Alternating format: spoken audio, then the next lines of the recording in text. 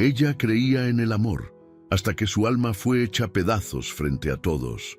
Pero donde otros vieron vergüenza, él, el duque más temido de Andalucía, vio valor, y cuando habló, no lo hizo para consolar, sino para defender. Dos silencios que gritan, dos heridas abiertas y un destino que no se atreve a decir su nombre. Sevilla, primavera de 1887. El perfume del azahar flotaba en el aire mientras las campanas de la catedral marcaban la hora del destino. En una habitación adornada con recuerdos de una gloria marchita, Valentina Herrera y Santa María ajustaba por última vez los encajes del vestido de seda marfil que había pertenecido a su bisabuela. A los 19 años, era la personificación de la elegancia de la vieja aristocracia española, piel de porcelana, cabellos negros como la noche andaluza y ojos verdes que conservaban toda la inocencia de quien creía que el amor podía vencer cualquier adversidad. «Ya es hora, mi niña», susurró Carmela, su vieja aya, entrando en la habitación modesta que una vez fuera el camerino principal del palacete familiar. «Don Adrián ya debe estar esperando en la iglesia». El conde Adrián de Castilla y Osorio representaba la salvación financiera de la familia Herrera. A los 26 años, heredero de una de las fortunas más sólidas de Andalucía, había pedido su mano después de un cortejo respetable que duró 8 meses exactos. Era un hombre de buena presencia y maneras refinadas, y Valentina había aprendido a confundir la gratitud con el amor. La iglesia de Santa María la Blanca se alzaba majestuosa en el corazón de Sevilla, sus torres góticas perdiéndose entre las nubes del atardecer. Era el templo donde se habían casado generaciones de nobles andaluces, y sus muros de piedra antigua habían sido testigos de siglos de ceremonias que unían fortunas y destinos aristocráticos. Don Patricio, padre de Valentina y último varón de la estirpe Herrera, esperaba nervioso junto al altar mayor. Sus manos temblaban visiblemente, no de emoción, sino de ansiedad pura. Sabía que este matrimonio era la única oportunidad de salvar lo que quedaba del patrimonio familiar y evitar la vergüenza pública de la ruina total. El interior de la iglesia resplandecía con la luz dorada de cientos de velas encendidas. Los bancos de madera tallada estaban ocupados por parientes empobrecidos y algunos comerciantes prósperos de la ciudad. Flores blancas adornaban cada columna y el altar mayor lucía un arreglo espectacular de rosas andaluzas que perfumaba toda la nave central. Cuando Valentina apareció en el umbral de la iglesia, su velo de encaje español ondulando suavemente, los invitados suspiraron admirados.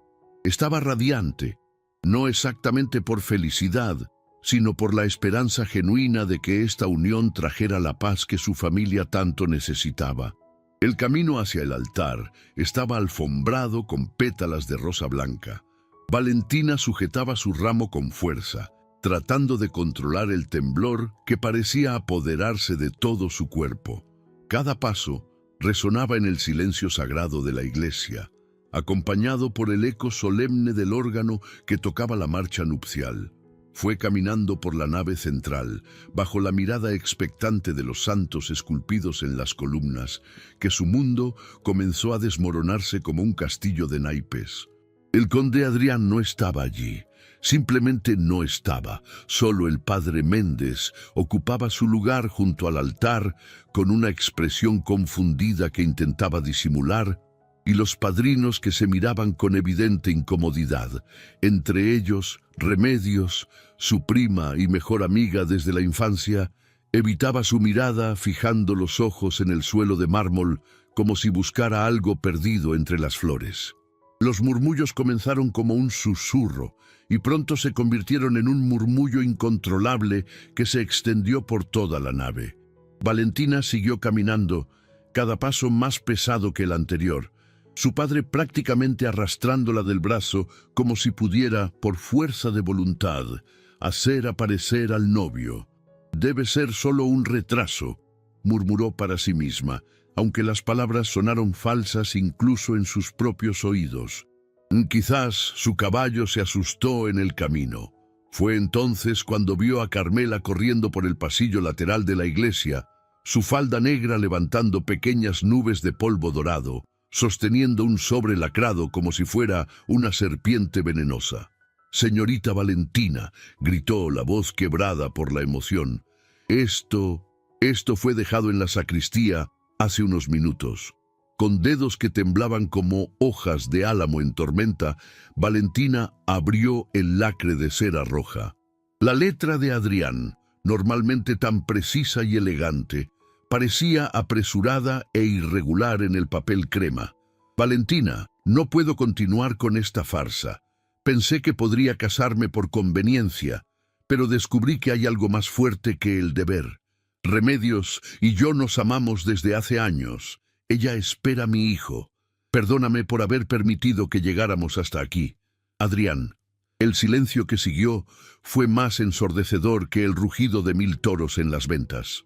Valentina levantó los ojos del papel devastador y encontró a Remedios, que ahora lloraba abiertamente. Una mano instintiva sobre su vientre, aún imperceptiblemente abultado bajo el vestido de satén azul. Las piezas del rompecabezas se encajaron en su mente con la precisión cruel del destino. Los susurros que cesaban cuando ella se acercaba, las miradas cómplices durante las cenas familiares, las visitas cada vez más frecuentes de Remedios que coincidían misteriosamente con los días que Adrián venía a cortejarla. Fue cuando la primera risa cortó el aire sagrado como una navaja afilada. «La pobrecita ni siquiera sospechaba», una voz femenina gritó maliciosamente desde el fondo de la iglesia. «Esto es lo que pasa cuando los nobles arruinados intentan comprar maridos». Otra se unió al coro, provocando una explosión de carcajadas que resonaron cruelmente entre las bóvedas góticas. Las piernas de Valentina cedieron como ramas quebradas. El ramo de rosas andaluzas se escapó de sus manos enguantadas y rodó por el suelo de mármol, los pétalos despedazándose como los fragmentos de su dignidad ancestral. Noble empobrecida cazando fortuna, qué vergüenza para su familia. El dolor físico se apoderó de su pecho. Los muros centenarios de la iglesia parecían cerrarse sobre ella. Las figuras de santos tallados en piedra la miraban con expresiones que ahora le parecían burlenas. El órgano había dejado de tocar, y el silencio era aún más terrible que las risas. Valentina sintió la bilis amarga subiendo por su garganta, el sabor acre de la humillación total amenazando con hacerla desmayar completamente allí mismo, sobre el mármol que había presenciado siglos de gloria de su linaje. Su vestido de seda se extendía a su alrededor como las alas rotas de una paloma herida. Las velas del altar parecían parpadear burlonamente. El crucifijo dorado la observaba desde las alturas, con lo que ella interpretó como una expresión de lástima divina.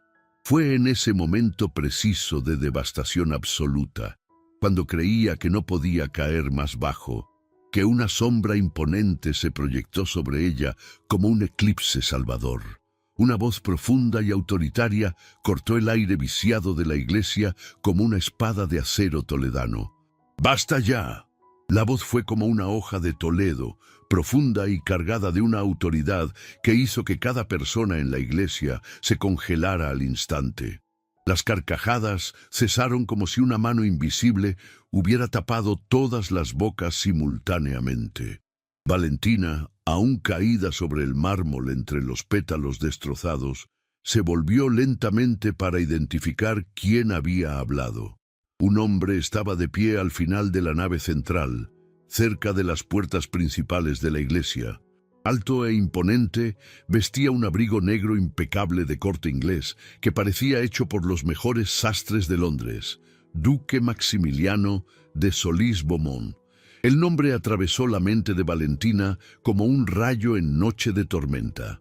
El hombre más rico y temido de toda Andalucía, el misterioso aristócrata que había heredado títulos españoles y franceses, cuyas propiedades se extendían desde La Rioja hasta Cádiz. Se decía que controlaba el destino financiero de la mitad de la nobleza del sur de España. Comenzó a caminar hacia el altar, sus pasos resonando solemnemente en la iglesia, ahora en silencio absoluto. Cada persona que se encontraba en su camino se apartaba instintivamente, como si temiera ser tocada por su sombra. Valentina notó que aparentaba unos 35 años, con cabellos castaños peinados hacia atrás, ojos de un azul profundo que parecían ver a través de las almas, y una pequeña cicatriz que cortaba su sien izquierda. Don Patricio, que segundos antes se debatía en desesperación, ahora había perdido todo color del rostro al reconocer al duque. Maximiliano no era solo un noble poderoso, era el acreedor principal de varias familias aristocráticas empobrecidas, y los Herrera le debían una suma considerable prestada años atrás para mantener las apariencias. El duque se detuvo directamente frente a Valentina, su mirada penetrante estudiando cada detalle de su figura caída con una intensidad que la hizo sentir como si pudiera leer cada pensamiento que pasaba por su mente. Entonces, en un movimiento que nadie en la iglesia esperaba, removió su abrigo elegante y lo colocó cuidadosamente sobre los hombros de ella. Luego, extendió su mano enguantada hacia ella, una mano grande y firme que prometía protección en medio del caos. Señorita Sun, su voz, ahora más suave pero no menos autoritaria, cortó el silencio como una promesa. Permítame sacarla de este lugar indigno de su presencia. Valentina miró la mano extendida, después el rostro angular del hombre que todos en Sevilla evitaban mencionar sin necesidad. Había algo en sus ojos azules, una comprensión inexplicable, quizás una memoria de su propio dolor, que la hizo aceptar instintivamente su gesto caballeresco. Cuando se levantó, apoyada firmemente en su mano segura, Maximiliano se volvió para enfrentar a la multitud de invitados que observaba la escena con una mezcla de fascinación y terror mal disimulados.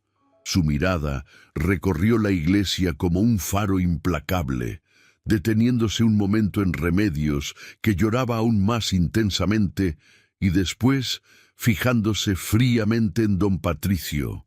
«En el espectáculo», dijo, cada palabra cargada de hielo que podría congelar el sol andaluz, «ha terminado definitivamente». Y así, con la mano protectora del duque firmemente posicionada en su espalda, guiándola con una gentileza sorprendente, Valentina dejó atrás el altar donde sus sueños habían muerto de forma tan brutal. El silencio que lo siguió era absolutamente sepulcral, roto solo por el sonido de sus pasos y el susurro de la seda de su vestido arrastrando por el suelo. La carroza que los esperaba fuera de la iglesia era una obra de arte sobre ruedas, lacada en negro profundo con detalles dorados, tirada por 4 caballos andaluces que parecían salidos de una pintura de Velázquez. El escudo de los Solís-Beaumont estaba grabado en las puertas, un león rampante bajo una corona ducal. Maximiliano la ayudó a subir a la carroza con la delicadeza de quien maneja porcelana preciosa, y pronto estaban deslizándose silenciosamente por las calles estrechas de Sevilla. El interior estaba forrado con terciopelo granate y maderas nobles, emanando un perfume masculino que mezclaba sándalo, cuero fino y algo más profundo que ella no podía identificar. «¿A dónde vamos, Su Excelencia?». La voz de Valentina salió como un susurro quebrado, las primeras palabras que pronunciaba desde que dejaron la iglesia. «A un lugar donde estará segura», respondió, su leve acento francés suavizando las palabras castellanas. «Mi palacio, a menos que prefiera otro destino». Valentina cerró los ojos, permitiendo que algunas lágrimas escaparan silenciosamente. La idea de volver a su casa, de enfrentar las miradas de lástima de los vecinos, de dormir en la habitación donde había soñado tantas noches con este día. Parecía una tortura imposible de soportar. «No», murmuró con sinceridad desesperada. «Y no tengo a dónde ir en este momento». La carroza continuó su camino majestuoso, subiendo por las colinas que llevaban al área más exclusiva de Sevilla, donde se alzaban los palacios de los verdaderamente poderosos, aquellos que no necesitaban exhibir su riqueza porque era simplemente parte de quienes eran. Los portones del Palacio de Solís-Beaumont se abrieron silenciosamente a su llegada, revelando jardines que parecían trasplantados de Versalles, fuentes de mármol blanco, jardines geométricamente perfectos, rosales que florecían en colores imposibles, y senderos de piedra que serpenteaban entre olivos centenarios y cipreses que se alzaban como centinelas silenciosos. El palacio era una sinfonía arquitectónica que combinaba elegancia francesa con pasión española. Fachadas de piedra clara, ornamentadas con balcones de hierro forjado, ventanas altas que brillaban como ojos dorados en la luz del atardecer, y una escalinata de mármol que parecía conducir al paraíso. Maximiliano descendió primero y, antes de que ella pudiera moverse, ya estaba al lado de su puerta, abriéndola con una galantería que parecía incongruente con su reputación intimidante. «Bienvenida a mi hogar, señorita Herrera», dijo, ofreciéndole nuevamente su mano fuerte. «Aquí estará protegida de todas las miradas curiosas y lenguas venenosas de Sevilla». Cuando entraron al hall principal, Valentina sintió como si hubiera entrado en un cuento de hadas. El techo era una obra maestra de frescos que retrataban escenas mitológicas. Las paredes estaban decoradas con tapices franceses que valían más que todo el patrimonio restante de su familia, y el suelo de mármol italiano reflejaba la luz de candelabros de cristal que parecían cascadas de estrellas. «Agustina», llamó Maximiliano, su voz resonando por las galerías.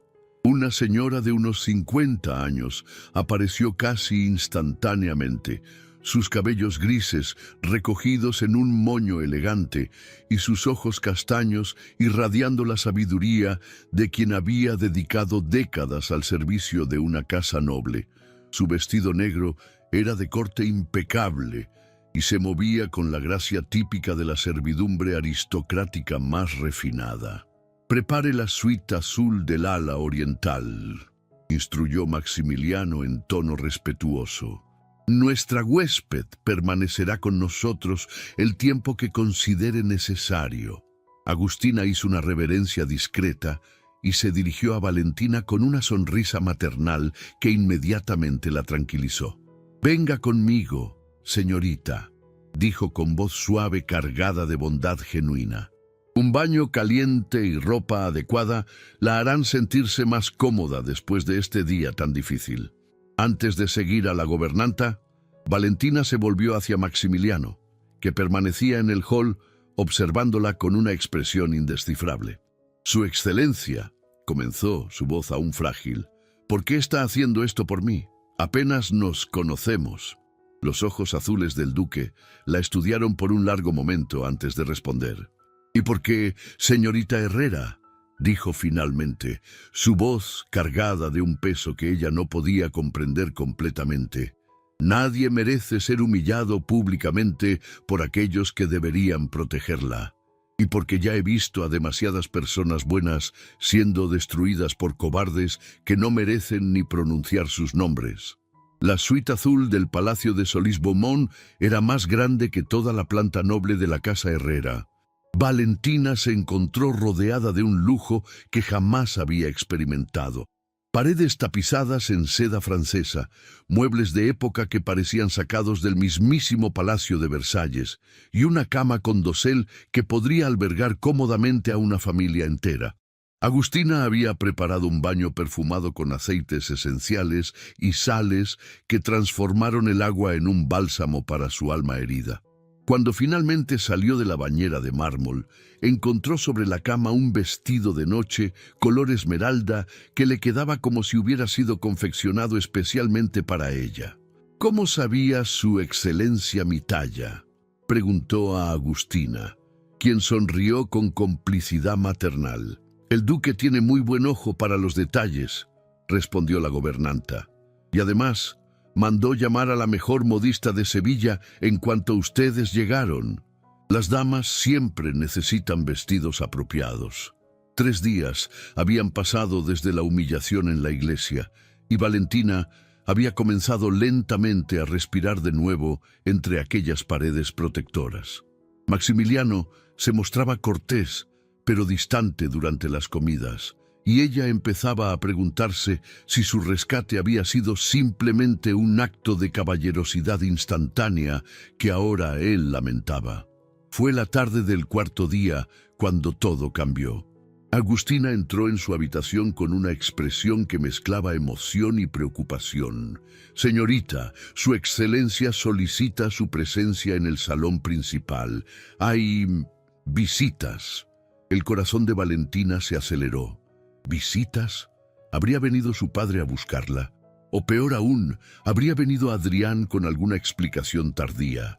Cuando descendió por la escalinata de mármol, escuchó voces provenientes del gran salón. Una de ellas la hizo detenerse en seco. Era la voz chillona de doña Esperanza Ruiz de Alarcón, la mujer más chismosa y cruel de toda la sociedad sevillana, conocida por su lengua viperina y su capacidad para destruir reputaciones con una sola palabra. «Mi querido duque», escuchó decir a la mujer, «todos estamos muy preocupados por usted.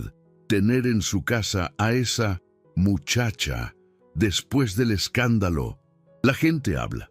¿Sabe usted?». Valentina se acercó silenciosamente a la puerta entreabierta del salón, su corazón latiendo con fuerza. «¿Y qué dice exactamente la gente, doña Esperanza?». La voz de Maximiliano sonaba peligrosamente tranquila. «Bueno, que usted, que ella. Después de lo que pasó con el conde Adrián, algunos se preguntan si no habrá influencias indebidas. Una muchacha desesperada, un hombre soltero. Ya sabe cómo son las habladurías». El silencio que siguió fue tan tenso que Valentina pudo sentirlo desde el pasillo. «Doña Esperanza», dijo finalmente Maximiliano, su voz ahora cargada de una frialdad que podría congelar el mismísimo infierno. «Me parece que usted ha malinterpretado completamente la situación». «¿Cómo dice, su excelencia?». «La señorita Herrera no es mi protegida temporal, es mi prometida». El sonido de una taza de porcelana rompiéndose contra el suelo resonó por todo el salón. Valentina sintió que el mundo se tambaleaba bajo sus pies. ¿Su prometida?», balbuceó doña Esperanza. «Así es. Nos comprometimos formalmente ayer en la intimidad y planeamos anunciar nuestro compromiso públicamente en el baile de los Mendoza y Vega la próxima semana». Valentina no pudo escuchar más.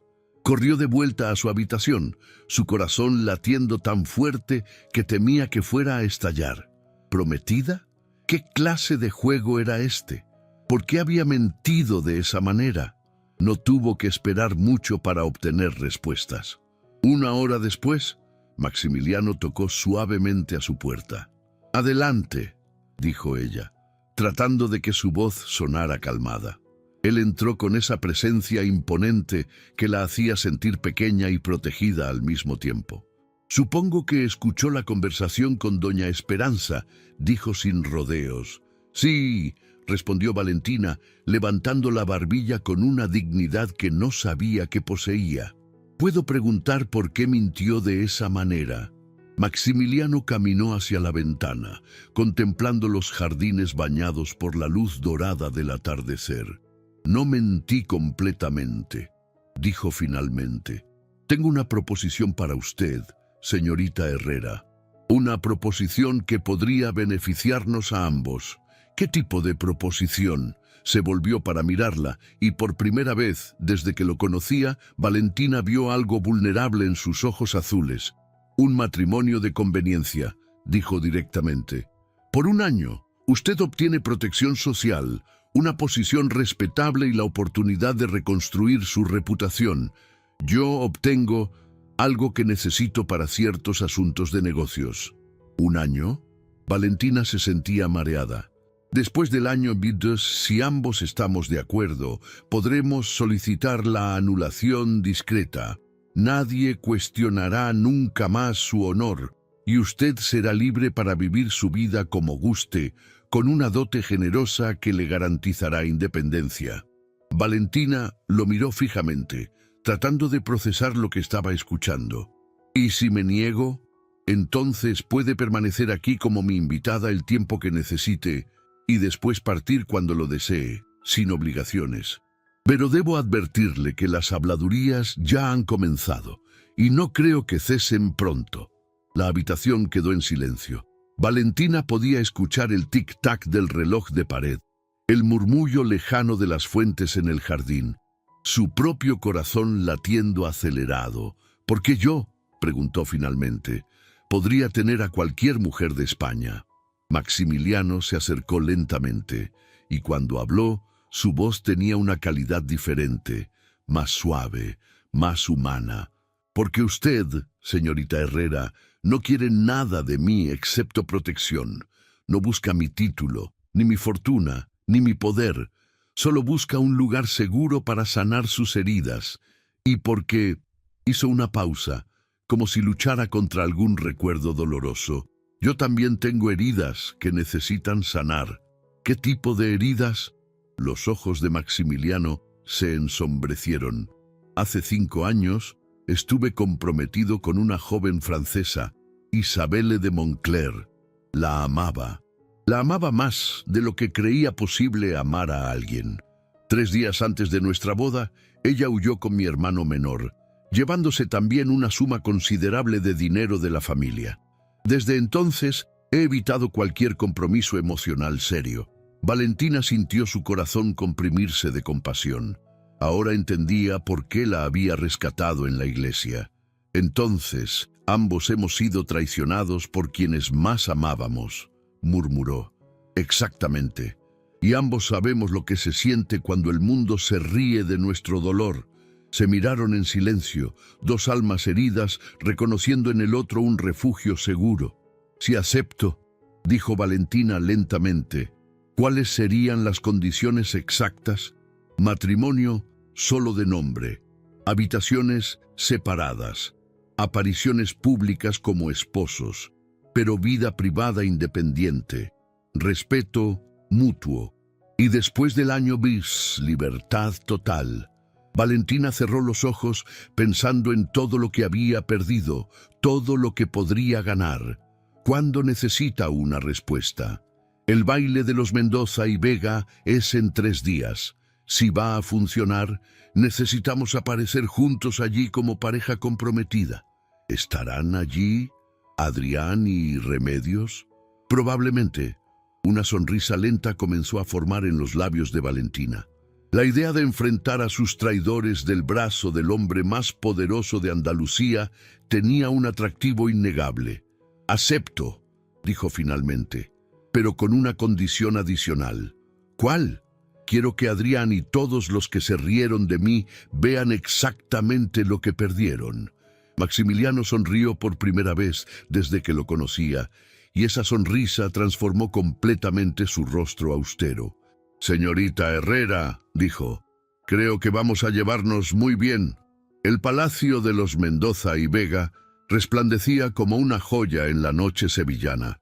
Cientos de velas iluminaban los salones, y la flor y nata de la aristocracia andaluza se había congregado para el baile más esperado de la temporada social. Valentina observaba desde la ventana de la carroza ducal cómo los invitados descendían de sus coches, luciendo sus mejores galas y joyas familiares. «¿Está nerviosa?», preguntó Maximiliano, notando cómo sus manos enguantadas se aferraban al abanico de marfil. «Aterrada», admitió ella con honestidad. «Hace solo una semana que fui humillada públicamente, y ahora voy a enfrentar a la misma gente que se rió de mí. Pero esta vez no va sola». le recordó él, tomando su mano enguantada entre las suyas. Esta vez va como la futura duquesa de Solís, Beaumont. El vestido que Maximiliano había mandado confeccionar para ella era una obra maestra. Terciopelo azul medianoche, bordado con hilos de plata que formaban constelaciones sobre la tela. El escote era elegante pero modesto, y la falda se extendía en una cascada de lujo que susurraba al caminar. Sus cabellos estaban recogidos en un peinado elaborado, adornado con pequeños diamantes que habían pertenecido a la madre del duque. Cuando descendieron de la carroza, un murmullo se extendió entre los invitados que aguardaban en la entrada. Ver al duque soltero más codiciado de España, acompañado de la muchacha que había sido abandonada en el altar, era una sorpresa que nadie había anticipado. Su excelencia, el duque de Solís Beaumont y la señorita Valentina Herrera y Santamaría, anunció el mayordomo con voz potente. El gran salón de baile se sumió en un silencio absoluto cuando hicieron su entrada. Maximiliano caminaba con la confianza de quien había nacido para mandar, y Valentina a su lado irradiaba una elegancia que jamás había mostrado antes. La humillación la había transformado, templándola como el acero en el fuego. Los ojos de todos los presentes los siguieron mientras se dirigían al centro del salón.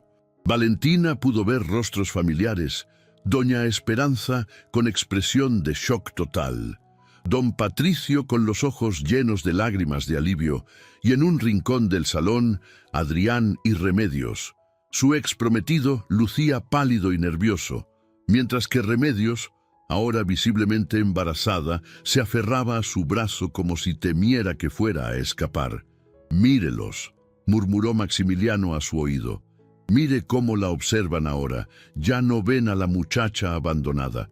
Ven a la mujer que conquistó al hombre más inalcanzable de España». Fue entonces cuando el anfitrión, el marqués de Mendoza y Vega, se acercó a ellos con una sonrisa que no llegaba a sus ojos. «Su excelencia, qué honor tenerlo en nuestra casa», dijo, haciendo una reverencia. «Y señorita Herrera, qué sorpresa tan agradable». «Marqués», respondió Maximiliano con frialdad cortés, «permítame presentarle oficialmente a mi prometida». La palabra prometida cayó sobre el salón como una bomba. Las conversaciones cesaron por completo. Algunas damas se abanicaron con fuerza. Varios caballeros intercambiaron miradas de incredulidad. «¿Prometida?», balbuceó el marqués. «Así es, nos comprometimos formalmente hace 3 días. La boda se celebrará en 2 meses en la Catedral de Sevilla». Valentina mantuvo una sonrisa serena, aunque por dentro su corazón galopaba como un caballo desbocado. Maximiliano no le había mencionado fecha específica, ni mucho menos la catedral, pero siguió su juego con la gracia de una actriz consumada. «Felicidades», murmuró el marqués, claramente confundido. Es una noticia maravillosa».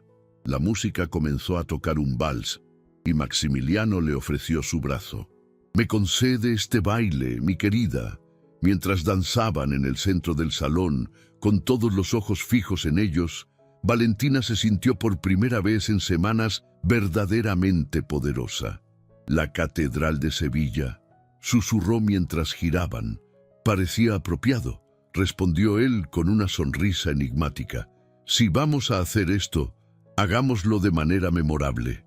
Fue durante el segundo vals que Adrián finalmente reunió el valor para acercarse. Su rostro mostraba una palidez enfermiza y sus manos temblaban visiblemente.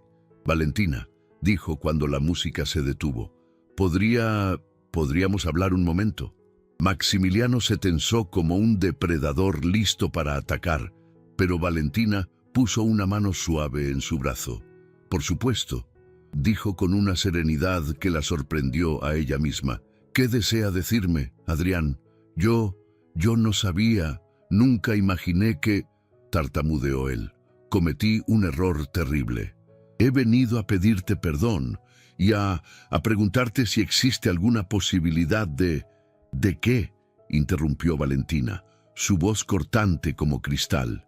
De que reconsideres, de que podamos intentarlo de nuevo. Remedios y yo. Lo nuestro fue un error, una locura momentánea. El silencio que siguió fue tan denso que se podría haber cortado con un cuchillo. Todo el salón contuvo la respiración, esperando la respuesta de Valentina. Ella lo miró fijamente, estudiando el rostro del hombre que una vez creyó amar. Vio su debilidad, su cobardía, su desesperación, y se dio cuenta de que ya no sentía dolor al verlo, solo una profunda lástima. «Adrián», dijo finalmente, su voz clara y firme, «usted tuvo su oportunidad de ser honorable, la desperdició de la manera más cruel posible. Ahora yo tengo la mía». Se volvió hacia Maximiliano, quien la observaba con una intensidad que la hizo temblar. «Su excelencia», dijo, lo suficientemente alto para que todos pudieran escuchar. «Creo que es hora de hacer nuestro anuncio oficial». Maximiliano asintió y pidió silencio con un gesto. El salón entero se volvió hacia ellos. «Damas y caballeros», anunció con voz potente, «la señorita Herrera y yo deseamos compartir con ustedes nuestra alegría. Nos casaremos dentro de 6 semanas en la Catedral de Sevilla y esperamos contar con la presencia de todos ustedes para celebrar nuestra unión». El salón estalló en murmullos y exclamaciones, pero Valentina solo tenía ojos para Maximiliano, quien la miraba con una expresión que no sabía interpretar. Fue más tarde esa noche, ya de vuelta en el palacio, cuando todo cambió. Estaban en la biblioteca, ella aún con su vestido de baile y él sin chaqueta, la corbata aflojada. Habían estado comentando el éxito de la velada cuando Maximiliano se acercó a la ventana y se quedó allí, contemplando los jardines bañados por la luz de la luna. «Hay algo que debo confesarle», dijo finalmente, sin volverse. «¿Qué es?» Esta noche, cuando Adrián le pidió una segunda oportunidad, sentí algo que no había experimentado en años. ¿Qué sintió? Se volvió lentamente para mirarla, y Valentina vio algo en sus ojos que la dejó sin respiración. «Celos», admitió, «celos terribles, irracionales, devastadores. La idea de perderla, incluso en este matrimonio de conveniencia, me resultó insoportable». Valentina sintió como si el mundo se hubiera detenido. «Maximiliano». «No», la interrumpió acercándose lentamente. «Déjeme terminar. Cuando la rescaté en esa iglesia, pensé que estaba salvando a otra alma herida como la mía. Pero en estas semanas he descubierto algo que creía imposible». «¿Qué?». «Que mi corazón no está tan muerto como creía». Se detuvieron frente a frente, tan cerca que ella podía sentir su calor, aspirar su perfume masculino. «¿Qué está diciendo?». «Que ya no quiero un matrimonio de conveniencia por un año», susurró, levantando una mano para acariciar su mejilla. «Quiero un matrimonio real, para toda la vida, contigo. Pero acordamos que... al diablo con lo que acordamos», murmuró, y antes de que ella pudiera responder, la besó. Fue un beso que habló de hambre contenida, de soledad compartida, de 2 corazones rotos que se reconocían y sanaban mutuamente. Cuando finalmente se separaron, ambos temblaban. «Yo también», susurró ella contra sus labios. «Yo también he descubierto que mi corazón no estaba tan roto como creía». Entonces, sonrió. «Será mejor que empecemos a planear una boda real en 6 semanas. Parte 5. La unión eterna. 1200 palabras exactas en español neutro literario. Parte 5. La unión eterna. Tópicos 9 y 10. 6 semanas después, la Catedral de Sevilla resplandecía como nunca antes en su historia centenaria. Miles de flores blancas adornaban cada columna gótica, y la luz dorada del atardecer andaluz se filtraba a través de los vitrales, creando un caleidoscopio de colores sobre el altar mayor. Era la boda del siglo, y toda la aristocracia española había acudido para presenciar la unión del duque de Solís-Beaumont con la mujer que había conquistado su corazón. Valentina se contempló por última vez en el espejo de su tocador. El vestido de novia era una obra maestra creada por los mejores modistas de París. Seda blanca pura, bordada con perlas microscópicas que formaban motivos florales. Una cola que se extendía varios metros adornada con encajes de Bruselas, y un velo de tul que había pertenecido a 5 generaciones de duquesas francesas. «Está radiante, mi niña», murmuró Carmela, ahora vestida con su mejor traje negro, limpiándose una lágrima de emoción. Quien la viera ahora jamás imaginaría la tristeza de hace 2 meses. Era cierto. La mujer que se reflejaba en el espejo ya no era la niña ingenua que había sido abandonada en el altar. Las semanas junto a Maximiliano la habían transformado en alguien más fuerte, más segura, más completa. Sus ojos verdes brillaban con una felicidad genuina que jamás había experimentado, ni siquiera en sus días de noviazgo con Adrián. Don Patricio entró en la habitación, elegante en su frac de ceremonia. Su rostro mostraba una mezcla de orgullo paternal y alivio financiero que ya no trataba de ocultar. «El duque la espera, querida», dijo, ofreciéndole su brazo. «Y debo confesar que nunca la he visto tan hermosa ni tan feliz». El trayecto hasta la catedral transcurrió como un sueño. Las calles de Sevilla estaban llenas de curiosos que querían ver pasar a la novia que había conquistado al soltero más codiciado de España. Flores llovían desde los balcones y las campanas de toda la ciudad repicaban en celebración. Cuando las puertas monumentales de la catedral se abrieron, el murmullo de los invitados se transformó en un silencio reverencial. Valentina comenzó su camino por la nave central, cada paso más seguro que el anterior. Esta vez no había nervios, no había dudas, solo la certeza absoluta de que se dirigía hacia el hombre que completaría su alma. Maximiliano la esperaba junto al altar, impecable en su uniforme de gala ducal, casaca azul marino con bordados dorados, con decoraciones que brillaban sobre su pecho y una sonrisa que transformó completamente su rostro usualmente austero. Cuando sus ojos se encontraron, el resto del mundo desapareció. Pero no todos los presentes compartían la felicidad de los novios. En uno de los bancos posteriores, Adrián observaba la ceremonia con el rostro descompuesto.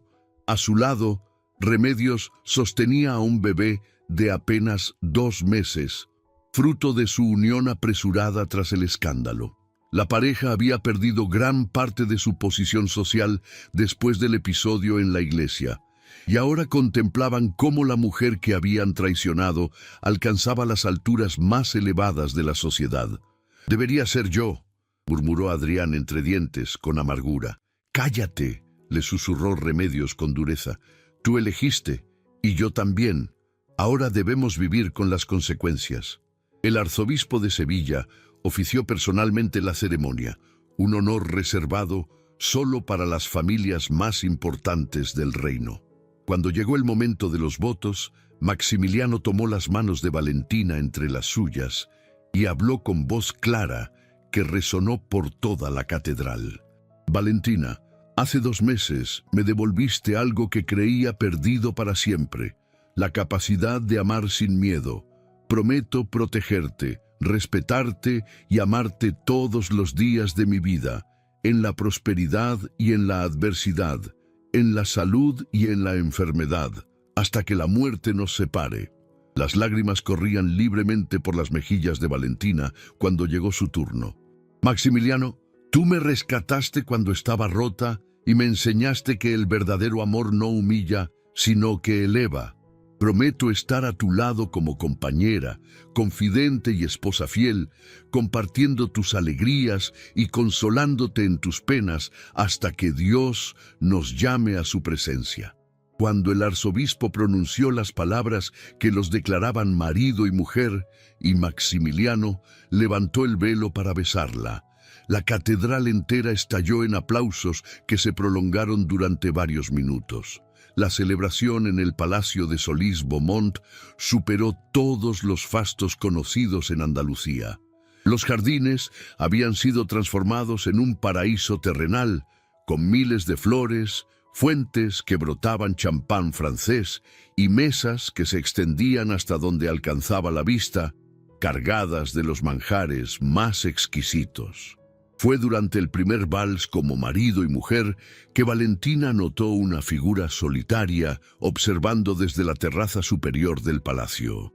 Era una mujer mayor, elegantemente vestida de negro, con cabellos plateados y un rostro que guardaba rastros de una belleza extraordinaria.